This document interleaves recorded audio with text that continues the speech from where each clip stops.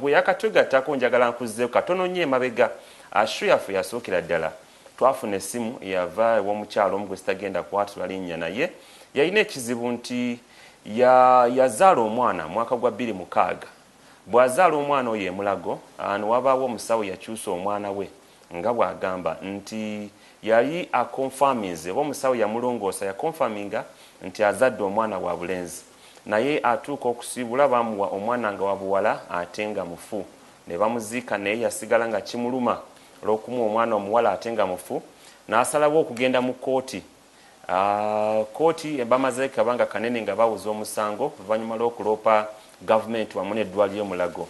Omulamuzi n'asala omusango guno mu mwaka gwa 2019 bw'amala okusala omusango ogwo n'agamba nti omukyala n'awangula omusango omulamuzi n'agamba gavumenti emuliirire ssente eziwerera ddala katusooke tulabe emboozi eyo omukyala nasobola omunoonya ne mujjako emboozi n'atubuulira ebisinga katusooke tulabe byayogera then tujja kukomawo n'omukukunavu. Yaliwo nga 13 ogw'omusanvu 2006. Ono omukyala agamba nti yalongoosebwamu omwana nga wa bulenzi era yakakasibwa ng'ekintu kye kimu olwabanga okuzuuka bwe yali ng'akyali mu ddwaliro. Nali wakulongoosebwa kuba bwe bannongoosa bwe nadda engulu kye nasookerako okusaba mwana wange ne baŋŋamba omwana wo bamututte waliwo omulomo we bamututte nga tonnagaininga consciousness kati ningamba omwami wange kuba twali naye nimugamba bampa omwana wange muyonse nangamba omwana bamuleese mulabyeko naye bangambe bamututte wali mu nasare nga tonnabagaininga consciousness. Mu ngeri y'emu akakasa ng'omusawo yamulongoosaamu omwana bwe yamutegeeza nti yali azadde omwana nga wa bulenzi wabula ekyamujja enviiri ku mutwe kwe okumuwa omulambo gw'omwana ate nga muwala. Mukurisivinga ended body ya mwana wange. So kati faina ne banoonya batya simanyi dead body gye baagijja gye baamuwa ne bagimuwa n'agitwala ne baziika. Kati fayire yange dokita yanongosa yali yawandiisemu nti yanongosezaamu omwana muki mulenzi bode gye baamuwa ya mwala. Kati that morning abasawo nga bwe bajja ku round ne baleeta fayiro yange nziramu ngisomamu ng'erimu banongosezaamu omwana mulenzi. Kati mbuuza dokita mugamba dokita bangambye omwana wange yafudde naye kiki ekyabadde osinafuna kubaako ngeri ntuufu gye nnuŋŋamizibwamu.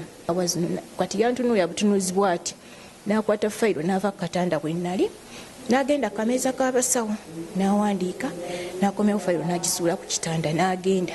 Oluvannyuma ye n'omwami we baasalawo okugenda mu kooti okuggulawo omusango okuloopa eddwaliro ly'e Mulago wamu n'omusawo agambibwa okukyusa omwana we. Era tebimbi omuzi yali ayimiridde mu musango gwe yawa ensala ye n'agamba gavumenti emuliirire ssente nga ziri mbuwanana. Nga kooti weetuwa nti mudde musinkana olunaku luti nga yeetajja mudde musinkana olunaku luti nga yeetajja. So kutegeeragana kulabika ne kugaana. One time waliwo omulundi gumu lwe yajja looya wa Attorney General n'agamba nti yayogera ne looya wange mu ngeri yalinga yaoba yakujooga oba kujerega ono omukazi tumuwe $10,000 kino ekintu akiveemu ono omwana aluza ali mulaba n'ekisooka yali mwana muto. Nimugamba looya njagala oŋŋambe nti oba gumpa omwana wo mutwale nkuwe $10,000. Ne looya wange n'anyiiga n'amutabukira kati okuva olwo teyadda mu kooti naye n'okuliirirwa nako kulabika akasente akatono ennyo ke baasalawo kooti ke yasalawo endiirire nako kalabika akakoze eki kalemeddeyo. Ndi mu bulumi bwa mirundi mingi. Katono omusawo ye ali luddawa? Omusawo simanyi watuufu waali kubanga emabega nga waliwo we twabuuseemu medical council yamuyimirizaamu okumala emyaka 2 nti nga takola okukisimanyi oba kyali kituufu teyakola oba yali akola kubanga asaakola foolaapu. Nga bw'olabye emboozi ya Sauda Nakinabakiibi wamu n'omwami we Bukenya Farouk abawaabira gavumenti oluvannyuma lw'okukyusibwa omwana waabwe gwe baali bazadde nga wa bulenzi wabula omusawo e Mulago n'akyusa omwana oyo n'abawamu omuwala ate nga mufu. Omusango bagugobye mpaka nga bw'owulidde naye omulimu gwaffe kulaba nga tuyamba omukyalo ono. Simon Chris Makanga, STV Select Eyenyi. Wow.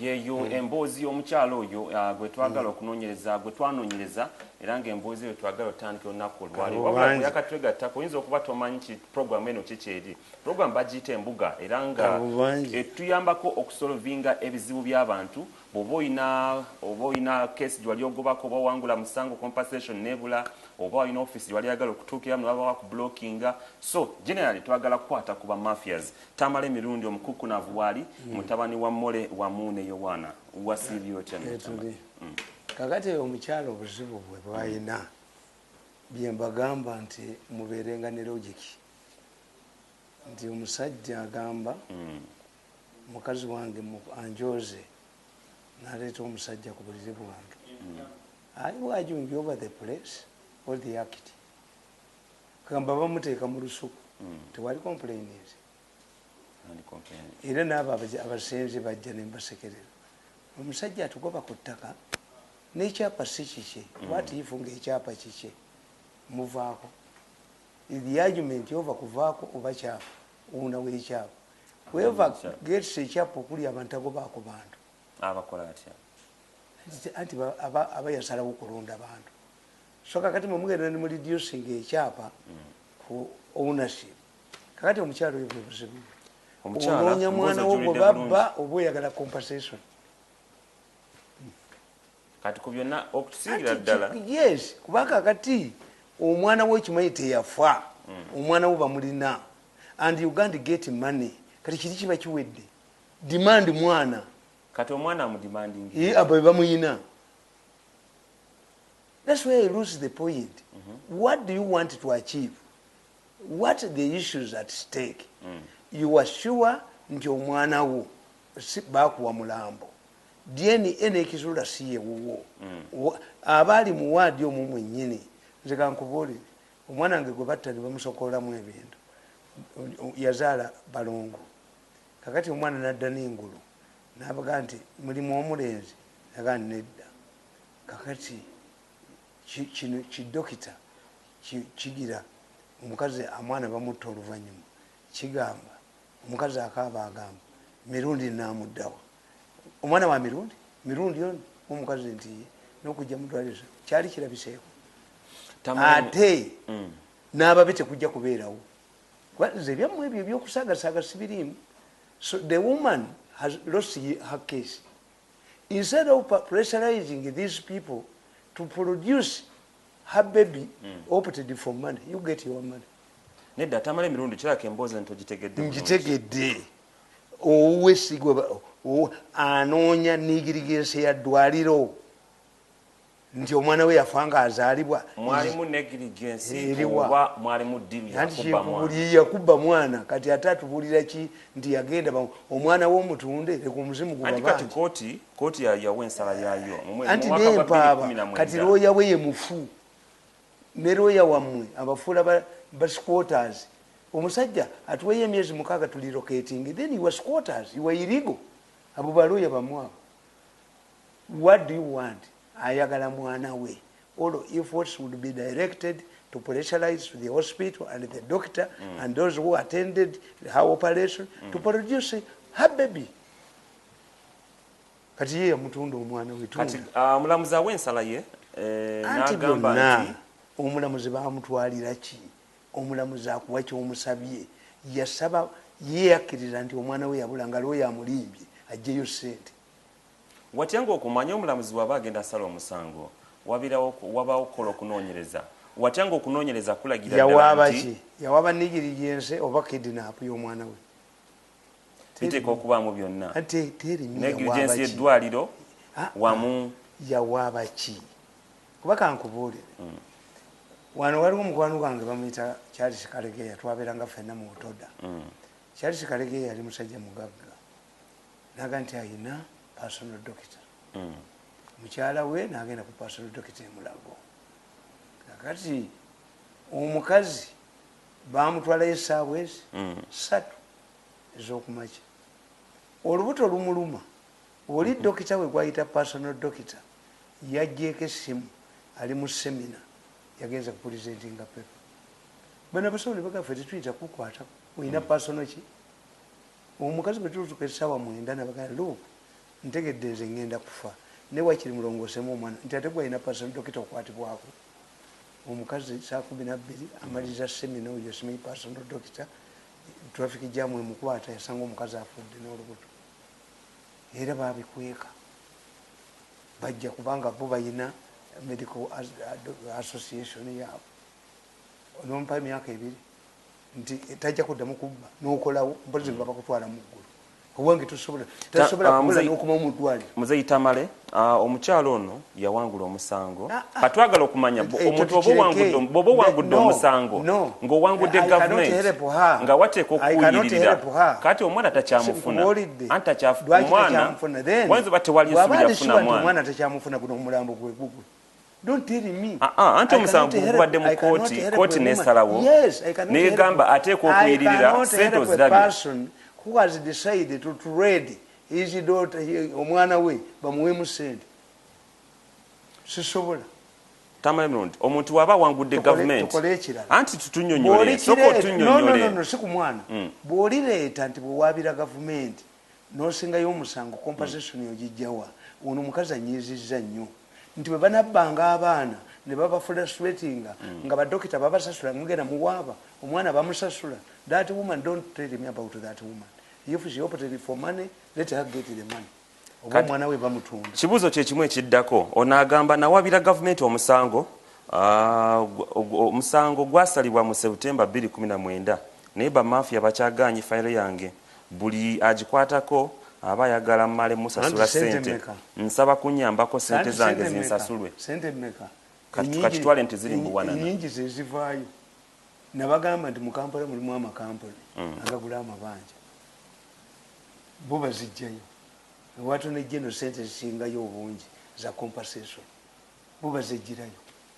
President yabuuza nti nalagira mu compensation ng'omusajja Kalamagye UPDF yali enteezi Museveni takkiriza ekintu kya mwana weyinki kukitwala n'enkoko agisasula era nababuuzako mu State House ti naye mwali mulabyeko konvoyi ya president ng'etomedde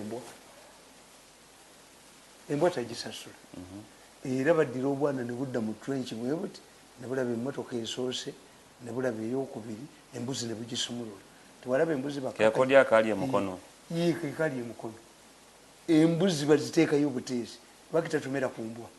President yali atumedde ku mbwa sigirabangako. Yes kakati yabagamba mwali anti enkoko agisasula Museveni enkoko agigula obukadde 3 ate embuzi n'embuzi kati embuzi yaliko kakko ginoonya baavayo babiri mbubakayanira embuzi era nababuuza nze ni musajja mugezi mu kifo ekyo battiramu embuzi nnyingi nnyo kuba abaganda balina kattambwa ekyalo n'omanya battirawo ki emukono emirundi emeka nga embuzi etomereddwawo kubanga ye president kyakola kyali kimu nti yagamba nti embuzi yeba etomedde emmotoka yange naye olwokuba UPDF erina rules omwana wanki tanyinzibwa awe bamukwatira nti owente bwemmotoka negitomera nti owente yadduka yaba atomedde train tetomerwa kakati president yababuuza nti ente z'omusajja Kalamojja UPDF yazirya naye wanayinki alina okusasulwa had not been paid naye ng'endala zivaayo.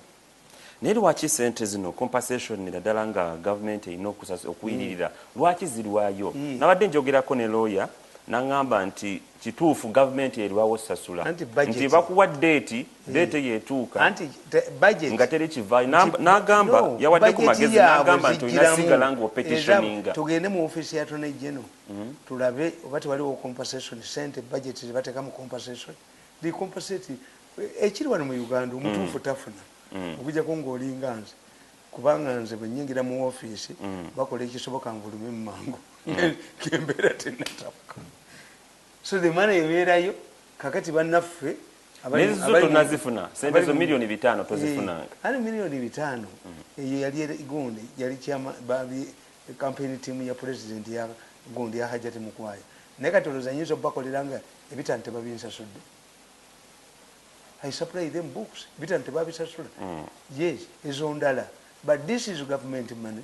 Compensation is budgeted for every year mu Ministry of Justice ziragawo bebazesasula genda yokebere ekyo nakyo kireete Museveni. And why? Let me tell you omukyalo oyo ye lwaki tayambibwa? Akawala kaali wano bakwata Pakistan, omupakistani yakakwana ye nga omupakistani mwekomo kategale byannomo kakati yakakozesanga talina likidi gyakataddeko nekavunda, naye abakazi abo mwalimu ebikazi ebyo nebyegatta nga nebigenda mu Bapakistan olwakabala kafuuse ka kitalo nnyo babiweeyo gundi babiwe sente nzijukiramu nga 2 naye sijja byogera nabaga temujja kulyadde ekikumi nengenda ku Pakistan embassy. I have evidence ti oyo omuwala tebanamuganga rapinga. Even Amelia went there and a certain woman, what they are saying, the blackmailing you omusango eventually tebagusenga Bapakistan. Kakati kyembuuza Brian White mumubaddeko kubawala. Why do you talk about these girls? Why don't you, these fellow women, the noisy women, help with their fellow women in such a problems? Kati oyo mukazi tali political oyitafibwako. If the doctors have an association, why shouldn't there be a government monitoring team where you can go and report issues concerning the conduct of doctors? Kakati mukulu Tamale mu mboozi nje twatandise nayo omukyalo nazzemu n'awandiika n'agamba nti mu nsala y'omulamuzi agamba nti mwekiri nti after yaga omulamuzi yagamba nti oluvannyuma lwa myaka 3 omwana aba takyalabise. Kaso kati ekyomwana tukivudde kitegeeza aba yakivaako. Omulamuzi yalimba kankubuulire. A doctor can declare you dead and the court can declare you dead after some time. Kuba omusango guno gwaliwo 26 n'agusala 2019. Yabuze omuntu abuze nga ndi musajja mugagga na kampuni yange abaana bange baagala okuddukanya ebintu naye sifanga tebamanyi a judge can declare you dead. In this case a judge could not declare this person dead. Why? The only cops available teyali ya mwana mukundi wono omulambo gw'omwana gwe baamuwa gyali tayita kubeera declared dead. Anti omulamuzi yawe ensala ne agamba lawyer wono omukazi balina okukwata ettaya ye yawaaba omusango omubi. Why did he send oliyabula? It would have been abasawo ab'eddwaliro eryo bali kutta abakazi abazaala ku. Do you know what they do? In many countries today abagundi bakkiriza mukazi wo naawe oyingire mu kasenga azaale ng'olaba. Why? Abagumba babba abaana for trafficking bakola ki? Kakati omwana bw'azaalibwa bamulamba ti ono omwana wa mukazi gundi we bababbira, naye nze omwana wange nga yabuze era bwe nzije ne kabuuti yange nga ejjambiya yange gyempagaziza omusulu n'ekisula esala erudda n'erudda ng'olaba gentleman ali mu kooti nga gwe tekutekikusala. teri dokita teri ddwaliro libba mwana wange oba muzzukulu gwe lindo eyo kyenjo mumukola. Mukulu Tamale omukyalo njagala abe nga ayambibwa ensonga engaze nze nagiwuliriza lawyer we anti kakati kakati omuloya we ogambye omulamuzi yakijjawo akakase nti omwana yabula taliiyo. Anti omusango guno lawyer yawaaba nti kooti edikiraringe nti oli yabula afune compensation bamusasule. Mukulu Tamale omusango guno gwaliwo 26 soko owulirize mzee Tamale omusango guno gwaliwo 26 anti soko owulirize omukyala batayambiddwa mzee Tamale. The woman reported the matter after how months? 26 you are fixing the two. Anti omusango gwaliwo 26. The judge is taking advantage of the period. But this woman went to immediately realize nti bode gye bamuwadde CA n'addayo ekitegeeza keesi y'omuntu okubula teriiyo. President yagamba ti empiso tesobola kubulira mu nnyumba empisa ebuleeti yagamba nti maama waffe yatufulumisanga ebintu byonna nagati how can a person disappear in a cupboard? How can omukazi ayina chronological events lawyer ye yamubba ye yaleeta bino bamuwe ssente bamusasuleko. That's you have a lawyer who is a crew. Kati bitembi nteekako. Why should the judge declare somebody missing? Kati okay, katugene ne ruling ya judge. Tugireta byonna bifu. Anti yagamba ekikulemye okutegeera nja kujjawo wa. Anti omwana alinga omukyala alinga atayambiddwa mzee Tamale. Ate omukyala ayambibwa atya? Omukyala ayagala ssente yatunda omwana we. Instead of pressurizing the hospital okukebera mu likodi zaabwe abakazi abazaala bali bameka ani ye mu mwana we ayagala mu mabugo gandi geti yo amabugo.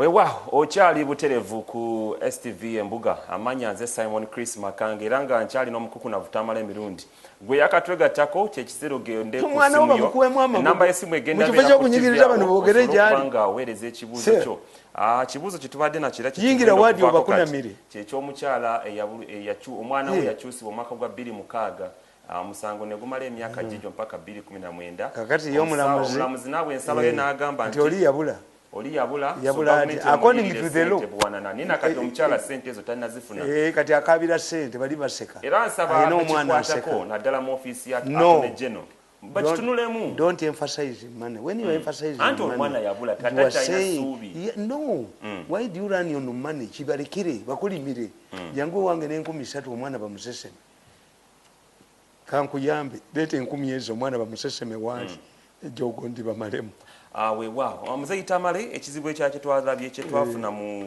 wiiki eri ewedde bwe twafuna mu messages ezajja ekizibu ekisinga kya ttaka ettaka lifuuse ettaka fena tukimanyi nti abantu beeyongera obungi naye ettaka teryeyongera bungi so eri abantu abatute advantage olw'okuba nti bafunye ku ssente empitirivu ne baagala okugula ebyalo ku byalo saidi z'Nakaseke eyo waliyo family z'abantu families nyingi ziri ku kyalo ekiro ekyakeesa nooza wiiki eri mumbuuzo okusinziira bwe yali nga abantu abatamanya gye baava baagera ne basaawo emmere zyabwe zonna okuli muwogo lumonde ennimiro zonna ne bazisaawa ne ziggwawo wawe tulaga no ettaka ensi teringa capati nti baginanoola entalo z'ettaka zibeerawo but what these people do which batamanyi nti teri muntu atayagala kusenguka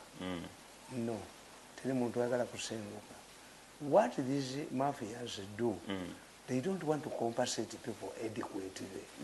Kakati as it is that they use market tricks. Nti tobasasula by intimidating baddukewo bagende nga tobasasudde. Two, nti a judge will tell you appeal. Why do I appeal? Why ebibiri mu first mu clinic nti first aid nsooka nengenda mu clinic entono then I appeal to a referral hospital. Lwaki omulamuzi tagamba nti situation esigalenga bweri until the whole legal process has been exhausted otusigalewo. Ekyokusatu nabagamba nti mu Buganda ettaka lya Buganda ani alitunda. All of the land in Buganda is documented as ebyapa, so you cannot fail to trace ani abatunzi. You cannot. Ettaka lyonna mu Buganda it is documented ya byapa ya Kabaka.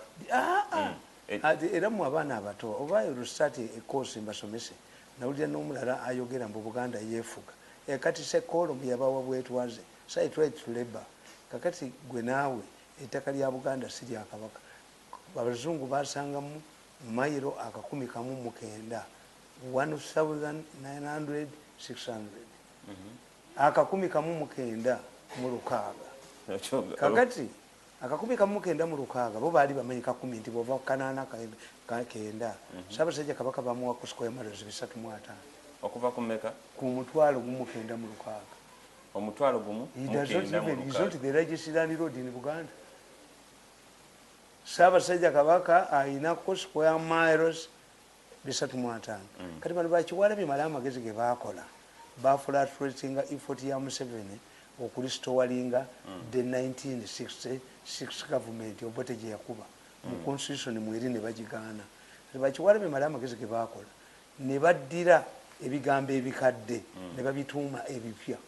Olukiiko lwa Buganda si lwe luno, that is Kabakazi Council, Consultative Council. Olukiiko lwa Buganda by 1966 lwalimu ababaka 83. The 3 Kabakazi nominees, the 20 county chiefs are appointed by the Kabaka in consultation with the governor, and 60 MPs elected through universal suffrage. Buganda had developed. Kati Ssaabasajja Kabaka yatulizayo mu mid pages naye nga bakiwalabye malebe amakubu yabakozesa ekigambo eki olukiiko lwa Buganda si kituufu. The two are different. Luno kirala kakandi bateekawo Buganda Land Board. Buganda Land Board eyali mu gavumenti ya Kabaka obote gye yakuba yali terministeringa mayiro za Kabaka 305. kati bamakubuya in trust kabaka tukumira ettaka in trust mayiro akenda kasigalawo akabaliddawo byonna ndi refusing into one mumuuli abagamba Museveni atuddiza amasaza bakuddiza batya churches watali kusoma ddiini bali kye baliko ati wulira kuba gwe olaze ntomanyi Buganda buli mbuga yassaza eri ku square miles 32 ze banoonya kakati bamakubu yabasala amagezi nti kabaka yali afunye square miles 305 kati ali mu mutwalo gumu kitundu nga babbye n'eritali lyabo byonna mu litali ya kabaka not the land was separated era olaba Museveni bwe bamugambye asasule ekkanisa y'omunde baddodo gye yakuba ab'enakasero batunze ewalala ngeno ekyayimiridde kyobola bambagamba nti mugandula temuli Yesu mugandula mwasigalamu bwewuuba naye mugandula temuli Yesu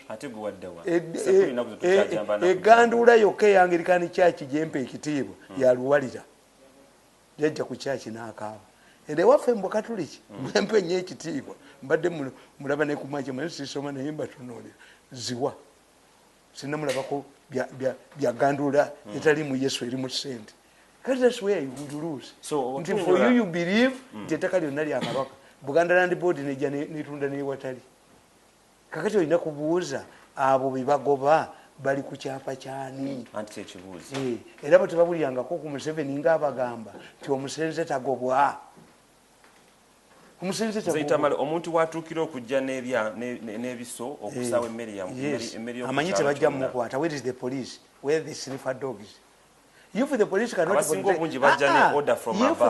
cannot protect us katukwate obusale tukwate embwenjizi emifulejje tugikulule tubazingireyo kubanga mumulinga abalowooza naye mumulowooza nti singa buli kintu bakitwalaga kati omusajja ajja kujja nejambi atwale mukazi wo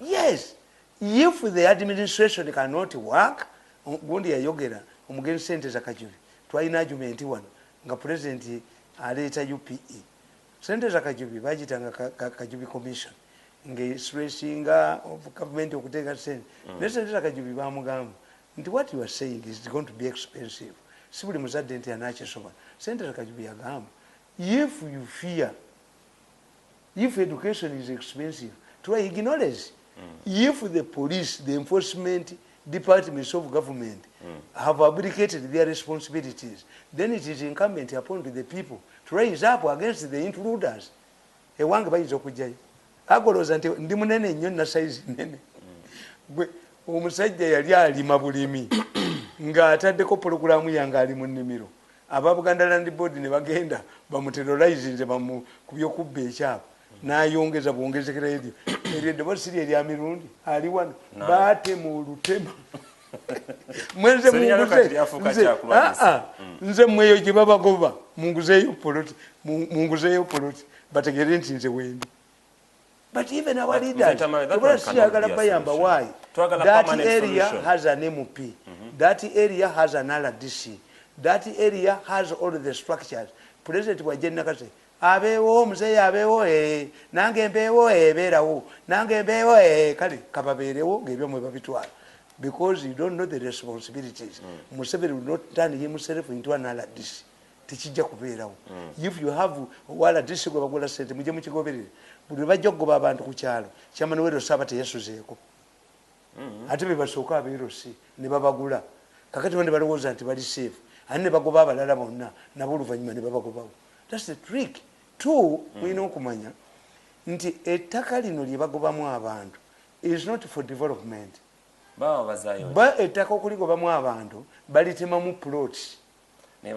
ne balitunda ekitegeeza if I'm going to sell this plot yenzije mu ttaka lyenzibye is going to be cheaper kubanga sisasudde basenze ate kino kyempulira mbu abantu beegule for instance ng'ekyalo ne kujjako omugagga ne kubaako omuntu omu ng'alina ekyapa n'agamba abantu nti beegule kitegeeza ki anti enkoko etalina magi tebiika byenda byayo kubanga ebyo bya busiru you don't know this land square miles kanaana kaweebwa abaami 100 including my grandfather kakati abaami 100 abo nga buli omu alina square miles 8 why These Europeans bali bamaze okulaba land reforms in London, in England, in 1200.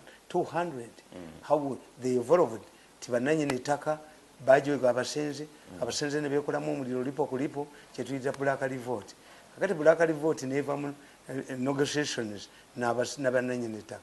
One, bwe bakukwatanga ng'olaga mu kibuga ova ku busenze nga bakutema omukono, ogwokubiri nga bakutta, abasenze ne bakwata lipo ne bekolamu omulimu, black revolt in England in 1200 AD.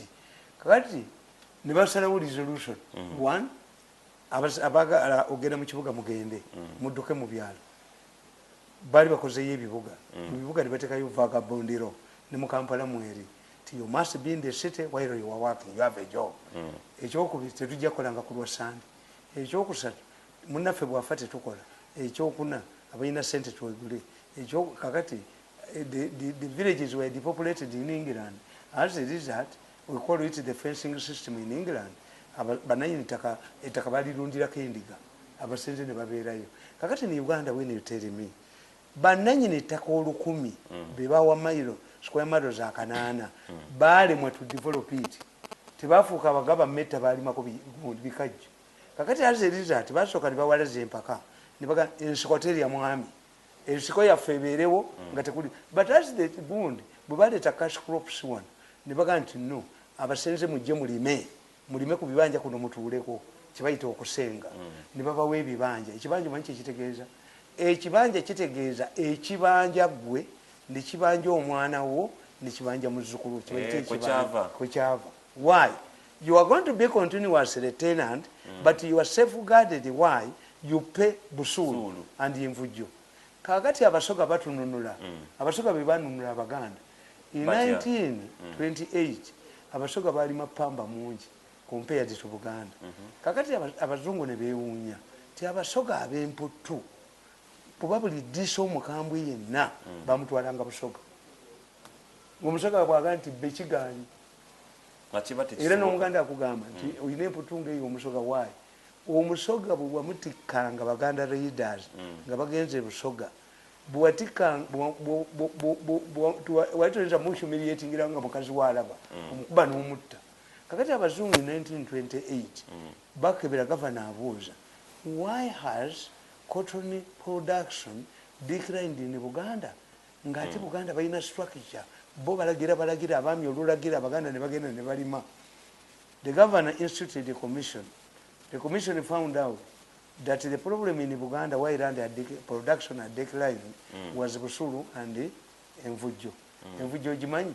Envujjo bwe muli makasooli, bwe mukwata enserene mu gundi, mwenyezo kazi zitali ku nvujjo mubitwale ew'omwami. Wait. Kakati governor n'afikisinga busuulu at only 8 shillings per year, irrespective of the size of the kibanja. There is no president in this country who has ever done what the governor did, who is a foreigner. Abasenze ne batirira ku bibanja byabwe. Abasenze batirira ku bibanja byabwe. Why? Era cotton production yeyongera emirundi 5. Why? Abasenze bali baganya okulima pamba lwaki? Bwe balimanga ensawo 6 nga nanyini ttaka atwalako 5 ne bagana okulima pamba. Governor n'ateekawo commission nti lwaki 1928 omusenze n'abeera saved 8 shillings per year. Toyinako irrespective of the kibanja byonna n'abijjawo governor. And to evict a musenze from your land, you had to get clearance from the governor. Ng'omujjawa impossibility. Abasenze ne batula ku bigundi byabwe. There is no president of Uganda who has ever done what the governor has done. What the governor did. Anti bano bateekawo 10 ate 10 kuba nabo ba land roads. Problemu ya wano nti bali kuteeka tezisobola kukola kuba n'abalikoze baba balifunamu. Ate n'abasinga n'abalifunamu bafunye ssente kati bali kikkirizaganya nakyo. Naddala example ye Kajjansi eya mukwano gwo basajja balaba yagambye mumuleete documents nga tebazireese. Basajja balaba nemukubira essimu nemugamba yakuba nange nakulabye ku program naye bange nabba ettaka. Let them produce the documents.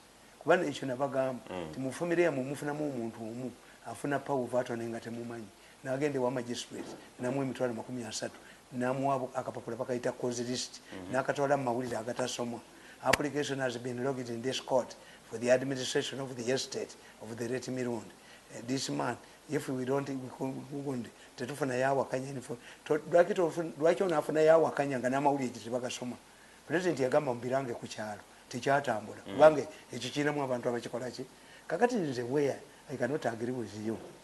Kitange yayina ekibanja let us assume kyayika 10 n'akigabanyamu batabani be 3 naye n'asigazaako neyiba waffe n'akuuma ekibanja kye nga takitemyemu. How can a landlord come to me nti gwe yasigazaawo ezo nga tugabane nga tugabana ki ewoli ogenzeyo naye n'ogabana naye. Are you punishing me because I protected my kibanja? Oyogasiya wamu. The issue would be simple.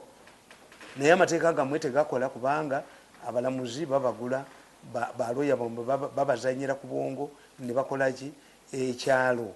Tewali muntu asobola kugoba kyalo tekiriyo ngajja nakye ate nte kisinga okuneewunyisa kiri kimu bakwata era bakwata biganda byawano bye bagenda okutta bakwata ekisajja eruweru nga kirimba abantu ennyonyi eyo mugiraba eyitawo nze nkolera bali yes nze nkolera bali abanene olaba ennyonyi balambula ttaka lyabwe these baganda thugs will be killed here. Weewaawo njagala okwebaza gwena yakatwegattako ku ssaawa tukyaline Mukuku na Vutamala emirundi era nga program tugiyita embuga emala ensonga era nga twakamala ensonga kati ziri 2 okuli ey'omukyala eyazaala omwana ne bamukyusa wamu ne bana abadde bakaayana olw'ettaka Nakaseke abaakira ku makyanga emmere yaabwe yonna bagisaanyizzaawo abantu abatamala ekibuuzo ekiriwo why should the police naddala abali Masaka, Salama, Masajja wamu n'abali Dubai, South Africa, Hassan Boss awebale kubeera nga ddala kwoli. N'ekibuuzo ekyala ekiriwo kati ono agamba nti thanks for the show. My question comes from the president. My question, how comes the president has never talked about, has never commented on the police circle? Ayagala Mukuku na Vutamala to talk about it. Nze simanyi gunde ensako y'abasirikale sikyayogera president naye buli gyendaga yonna abapoliisi nalindaga mukono wa Honorable Kibuule. I was surrounded by a police patrol vehicle. Nenkwata ku nnyondo yange wano mwagala kunkwata ti ate gwe muzeeyi yani akwata naye twogerere ku ssaako. It is embarrassing. Why? Because saako mwali muwayiriza Kayihura buli kimu. Buli mupoliisi wa Uganda bamuggyako emitwalo 10 mu saako. Wano tubadde ku COVID tewabadde ayogera ku saako eyo kuwaba poliisi. 2. Is it National Security Fund? Is it a saako? Is it muno mukabi? What? Nobody explains. Let them go to court. Omanye ekizibu ekiri awo ekyabasajja bano tibambi bobeera mu disciplinary forces rights zonna zikuggwako kakati bamanyi nti gwe bw'oyogera oba alibuuza president ekibuuzo ku ssaako bajja mugoberawo akola ajja mukwata amusibe. Use other forces. Omukazi agende mu kooti tibaze wange obwavu bututta bamubbako sente zino zaaki lwaki lwakakamba waliyo n'akalala kabadde makerere bwe butunze ettaka lwakakamba kajjambo kali ku National Security Fund ewe ku bantu lwaki ene yagundi Teachers Association eya gavumenti yawanga ku bantu kakati for you bani abali mabega wa sako y'abasirikale ati kyenkubuulira nti how can a whole circle look compare the UPDF yeeyina eyina balazaazi batuula ne beeyogerera. I think in the police is not there. UPDF yesinga okubeera ne sako wazalendo nga tebagibba era nabagamba nti Musisi ali mu Kampala NFU in Kampala atamanyi political implications asobola okusula gavumenti ya Museveni nga tamanyi. Abasirikale ab'amagye bwe beewola mu ssaako bagenda naze Somalia oba bakazi baabwe bakola basuubula ngoye ze beewolayo oba bakola mu wino mu butale katawaanya olabe okutawanya akatale kigisako gavumenti bwetaba ngumu naye nga omubbi wa ssente atawanya owino takimanyi webalina kwogera ku kintu ekyo atulina abaana abakoleranga e Somalia abakoleranga Iraq eriyo n'abagenda Afghanistan abaana abo batwalibwanga private companies naye we bakomawo gavumenti erina enteekateeka ebabudaabuda anti gavumenti yo terina nteekateeka ebabudaabuda lwa nsonga nti bagezaako kampuni ezisinga obubbi mulimu minisita waliwo ey'omuko waliwo eya Mwenda minisita omuko Mwenda yes kakati that's where gundi bwe yagezaako birimano gitereeza ne Hajati Mukoya babafuumuulamu kakati what are you going to do nze what I say omwana wange tabigendamu era waliwo omwana gwe nayamba nabaga nti omugagga alinga luzi lwa ku kyalo toluziba bakkuba kakati nti olwokuba nina neemu omwana baali babatwala mu nsi y'ebweru nga bali 50 kakati omusajja oli omubbi kyava amubuuza nti olinayo gwomanyi ate n'omwana mukonjo nti olina omukulu gwomanyi yenna aseesinge nti gwatutte ayinza omutwalira ki obuzibu namuga nti taata wange tamale mirundi ate gwe omukonjo taata wabatamale mirundi nti mama wange ye mukonjo kakati namugamba omanyi bano bogenda nabo bo tebagenda kudda naye kakati gwe ngenda kukuwa return ticket olw'erinnya ne passport yo bwetuukayo gwe togibawa bali omwana nga tagenda mu ggwanga eri yasanga baba traininga kutunda njaga baddiranga enjaga ne bagiwa ku ttebo bwe bati ne baginuusa ne basika ebyuma gabire gasajja ganene bwe gati agasala ensawo ono bamubuuza passport ye eriwa nti nina okubeera naye gundi eya tiketi ye teyagibalaga kuba tebagikiriza kati Katonda agenda amuyamba ayina abakonjo banna abawala be yasoma nabo essimu agiina bamukubira okuva mu ggwanga eryo sijja kulyogera kakati bamubuuza guwazza otyeni anti tusula wali bwetu ne bwetu nga bayingira kiro basula ku kigundi bwe ga criminal ganga gennyini be bamuyamba okudda ku airport nono omubbi ye owange yamuwonyamu owange is not biological naye yamuwonya ye yakomawo kuno naye banne bali mu makomera why anti mwe temubuuza nababuuza nti kisolo kye kitabuuza mwana waakyo why in those Arab countries they still have a law on slavery nti ogenda n'ogula omuntu how do they sell these people babatwala abasajja ne bajjamu ery'amaanyi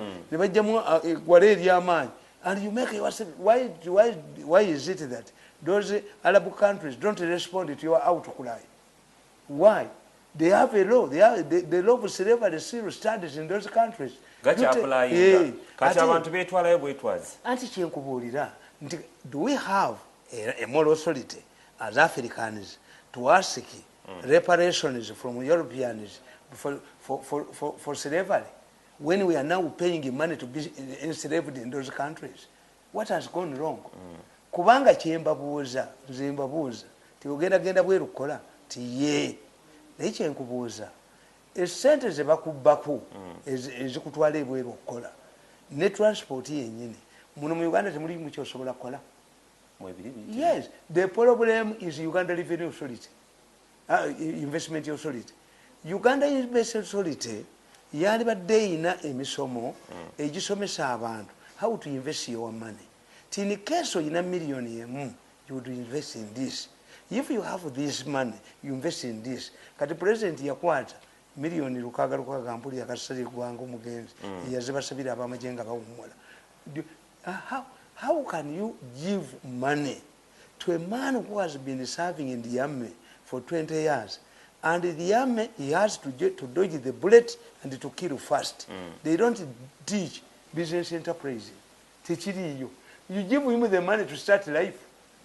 How? Bali badaba by Uganda Investment Authority before the soldiers are retired from the army. Ngemiezi mukage egisembayo babasomesa how to run your businesses. What business? How can you invest your money 600 goon? Lwaki ffe tubaddewo ne batatujoga. Nze kuva mu buto bwange ne president bwe yali ampa omulimu lwakitula namugamba sikulirangako mu gavumenti You self-employed? Yes, I do play. Because watandika tunda na mawulire. Natandika kutunda mawulire ku street, nembera ne newspaper, nembera ne magazine, nembera na chi, siberanga koti nkozesebo. Muzayita male. So kakati ekyo mukitegeere. Nti bw'obuuza nti abaana abo tubategekedde ki? No, tetulina kye tubategekedde. Ate ssente bwe zijja nga bazibba. Bajja batta. Balina training y'Abamerika. Abamu no baggwamu bakomawo nga banene balina obunyama ne baggwamu kati sente basanga abakazi baziguze. Bwe babagamba bino gana makampuni agagamba nti gazimba amayumba bw'oziteekayo ng'enkyegwa ng'ekubba. Kakati that is a dilemma. The dilemma is our people are very enterprising. Abantu baffe balowooza nnyo naye abaali bayambye babbi. Ekyayise nti bajja kuleeta insecurity nga babaasa emitwe. Era kyova olaba nti ne bodaboda is a risky area.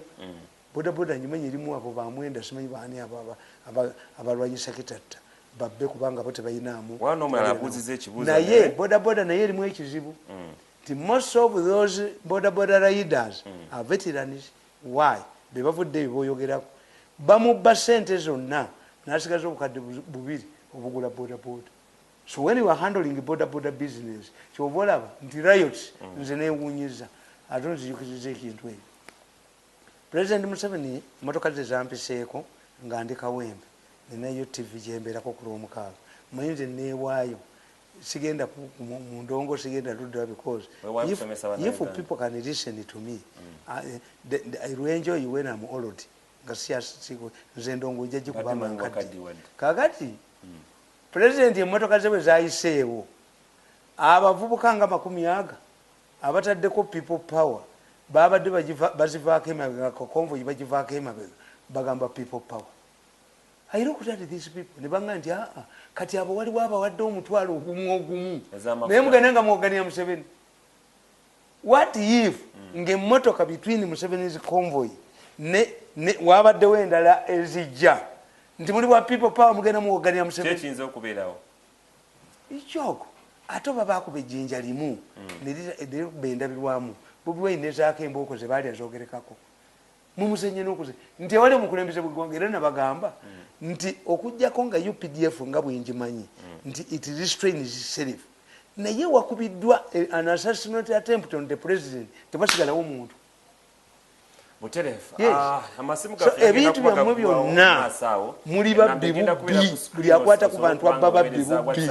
Ekibuuzo kiyise ku WhatsApp then maasawo tujja kubanga tusobola okuta amasimu osobola okubanga okuba direct otubuuze ekibuuzo kyo naye ng'ekibuuzo kino ate twagala tuve nnyo ku mulamwa gwa program. Omulamwa guli nti oteeka okuba nga olina ekizibu kyewasanga naddala oba mu nkola y'emirimu n'ogwa mu mikono gy'abamafias ng'omukyalo ono bw'alaajana ba ssente ze bangi emboozi eno bagiremeddeku wamu n'owampeereza message avudde n'amasubo agamba tamala omukyalo ono tomuyambye kimala. Ate muyambye ki? Nkugambye ti omukyala naali muyambye okunyigiriza bali baleeta omwana eyo opposition yagivaako dda ayagala bamukompasating kati atunda mwana nze I cannot accept. Ffe Mbaganda tuyita n'omuteebo ti omwana owange gye yabulira ne bwali bwakoze alivaayo I don't touch your money. Nabano bwe balowooza nti nze gwe baakuba ne boonoona emyaka 7 sikola omulimu gwange ne bagutwala ne bankuba mu mawulire to incite people akaabukedde avuma Nakalema avuma Kabaka avuma ani bakuba amayumba gange nga bamadde mukola mbwenkya tutwese Fulanka tumwebaza alina omuntu gwe yatumye very powerful man nti tuteese omanyi bimugendera bubi ewaabwe tayinza kukawangula. Namugambye I accepted to meet Fulanka tumwebaza for a meeting but each of us should come with a coffin on a pickup. If you think nti after discrediting somebody ate mwekyusa ne mudda, that's not my type. Munsi mukabuli ne muggulu I lost mbadde unemployed nekola ebintu byange firire mwankuba kati mwe mutandise okulaajana. Kakati nze kalakita yange mbuuza singa abadde mukazi wange oba muganda wange what do you want? Omukazi Sulemani abakazi bwe baali bakoma ekitanda ekimu omu ne yeebakira omwana wamu ne n'amugjayo wowe omukazi yagamba ati temumutemamu abeereyo bw'aliba akuze alimanyeebwabo A woman at that time, during Suleimani's time, where there was no DNA, the woman insisted, don't kill. Omwana bwaliba wange ndimufuna. That's when the Suleimani said, oh no, yenanyini mwana. Kati gwoba omwana wo wasalawo kumutunda, gwe tunda ofuna amabugo. Kyakola na bubi, buli omulambo guwalizizzayo ne bakuwa amabugo. Kuba gwe you are interested in money. The lawyer is interested in money. Kyava ddira omulamuzi adikirenge nti omwana yabula. Omwana yabula atya? Yabulira mu ddwaliro. Mu ddwaliro ali mu mochari. Kati reasoning yo, that's the explanation I can give you. Bwe toyongerayo maaso tukyali ne program What if katugende mu kibuuzo kiramu zeyitamu ng'amaze okulya ssente ezo omwana n'alabika kitegeeza abamuwa ssente abawaabo. If somebody is accused of killing a person and you serve a sentence for murder and that man emerges, you're supposed to have murdered, becomes your property.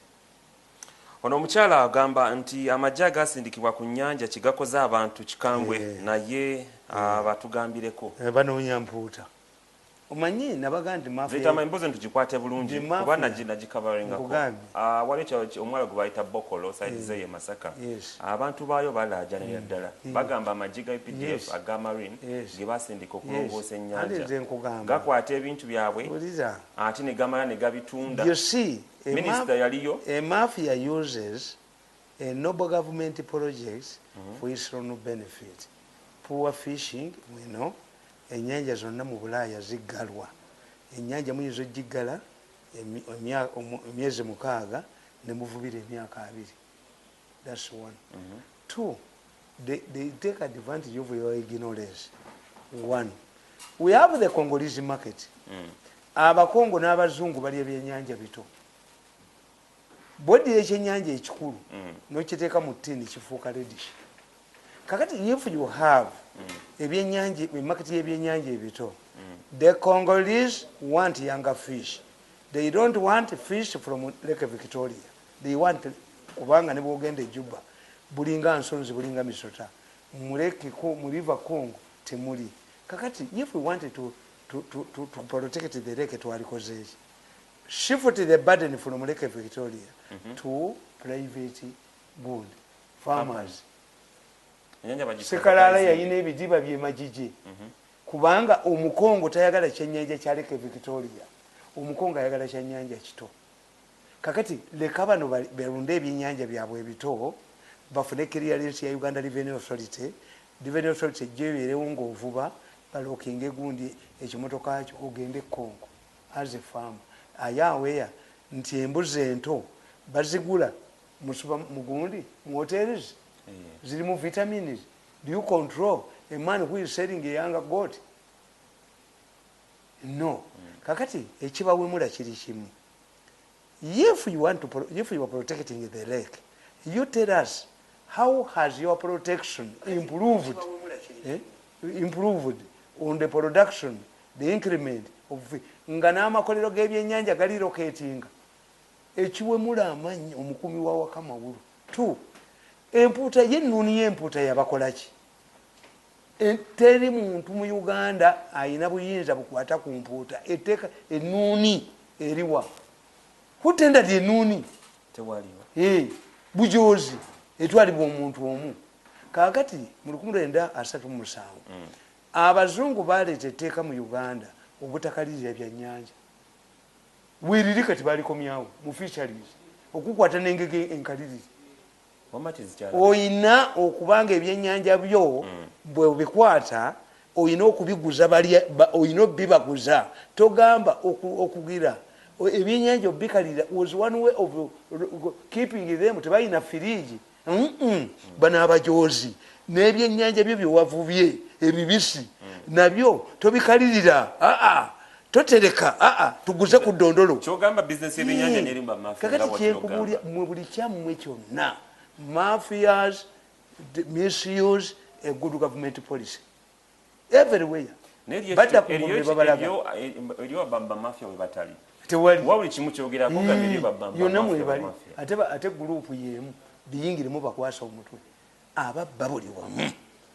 Olaba omuntu bakabasi abakabasi abalunzi b'ente badikira elinga kafya ataliyo bazijeyo ekiro ku ddondolo ez'abalunzi bannaabwe nga bamanyi nti bagule ate Sekikubo bwe yabagamba nti Sekikubo nali nkuba Sekikubo fulaati Sekikubo yagamba nti teri kalusu era ntaddewo akatale kange akwerimya you encourage him aleete ezente ezo ezakalusu muleete abakugu okuva e Kampala bazikebere Sekikubo bamukwata muteeka mu kkomera nti yakuba simanyi yatta omuntu kati kabase yawutuddwa ensi enaawumulako nono abadde ajooga abantu naye Sezara we yamukutteko ensi enaawumulako nti n'ogamba abantu abategeera nti abakinjaaji baddira ennyama amazzi eddagala ly'emirambo ne baliteeka ku nnyama bafunamu ki ennyama eggwamu amazzi tezitowa omukinjaaji ayagala kukola ki kizitowa singa oŋŋambye nti bagiteekamu ekizimbulukusa naye ennyama bagigobeko abantu ali nagamba abakinjaaji abasinga obusiru bokkaleero bukedde emala obbakuba nti bateeka gundi faradoni mu nnyama ate mbu oluwombo lwa yidi ne gatwalayo bukedde nagamba okukwata omukinjaaji avudde ku leerwe n'alinnya ewange effumu lyennyini kuba temutegeera this man is undermining you ennyama yamwe evunde mu bule market agyetikke yagitwala ebweru amata ennyama empunuune ebeera etya ey'omuntu omu Nzaita Male, wiki eno gyetukubye emabega waliwo amawulire agasooka okusaasaanibwa ku social media nga bagamba nti MTN ne Airtel zafunye hackers abazingira. Waliwo omuvubuka wano abuuza nti okyogerako ki? Let me tell you,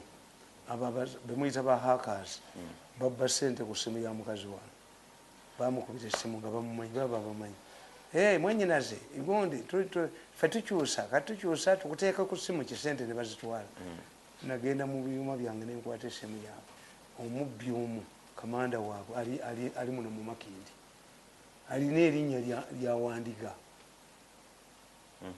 sabakwata ku akaunti yaabwe nga kuliko obukadde ebyo ezange nazibajjako bazirita na blockinga ka akaunti yaabwe. All of these things are done. Muyina speciality mu police simanya anti fraud yani what's the role of anti fraud things bimuzanyiramu ebyobusiru n'ogamba mu ggwanga nti babbye billioni meka simanyi ku mobile money. That's not true. This money is collected for political work. Tewali yazibye. This is an organized group. This is a scientific campaign. Ezo sente baziyoddeyo kukuba Museveni n'abapolisi benga bali bali. By now 35 years in power we would have specialized units. No government omusayi gwa Kaweesi gwe batwala mu laboratory ewandege ya bagubye gubeera ku reception samples zali ku reception who was arrested. No gamba ndi omwana yabadde atwala omutwe mu parliament guimplicating Kadaga ne Kadaga letafunanga time kuguteesaako n'omwana tewali mulala gwe bakutte gamba nze mbakulage mu lunaku lumu. You are saying miso mbakulage mu lunaku lumu. Chogamba kubatire bakweka bako business. Akasajja kabukete ne kakuba Chinese offer to construct. Kabajje ku bino kabatwale ku kipya. What if the Chinese construct another building era ne bajocha? We want the culprits. Fire brigade. No. Kati mu ebintu byamwe byonna de mafia ya abamawulire babasinga okulowooza. That's why for me nze amwezikiteeka kana katabo kalaba kani crucified for my wealth. Sikambugo nakawandiika ddi ngamba nti bakaka nabo bali bakwata. Completed Tuesday the 12th March 2010 at my residence in Kabalagala. Today my program on NBS has been sabotaged because of this same topic. Nalinjogera ku mbuga baddiranga aba NBS sawa 2 ne batundako essaawa emu kati bakyazitunda nga bali babaga nti muweeko obudde butono atukube ekitono kati bakyatundako n'emu. Kakati nze amwerisiki nti nawandika ku yiso kaka yasooka kuba mukwano gwange nga bakamuleeta. Weewaawo embuuzi yakati tugenda tujabata nemulaba nenjogera naye tugenda banga tugenda mu masimu gwalina ekibuuzo kyo weetegeka okubanga okibuuza omukuku navutama nyamwerisiki kaakano ebirala mujja sobola okubanga mubiyisa ku WhatsApp enamba egenda kubeera ku screen saving mu simu osobola okubeera akakigundo okalaba ku WhatsApp akakigundo ate kalimu ki akahamu kigundo okalaba nga tebakateekako okalaba kano nakawandiika enaku z'omwezi meka nakawandiika enaku z'omwezi Friday March 6 2020 nembabulya nti ono omwana omusanga agenda kusinga naye nenkatereka nga tugenda mu nakatereka Bank of Uganda ku mbozi emu yavudde nefulumya ekiwandiiko nga eyimiriza ensalawo ya kooti katugende mukumulako tujakomawo n'ebizibu bingi ebigenda eyimiriza singa wamu ne Facebook toyogera ku Bank of Uganda wano byayogedde toyogera tugende mukumulako toyogera ku Bank of Uganda sagala simenyi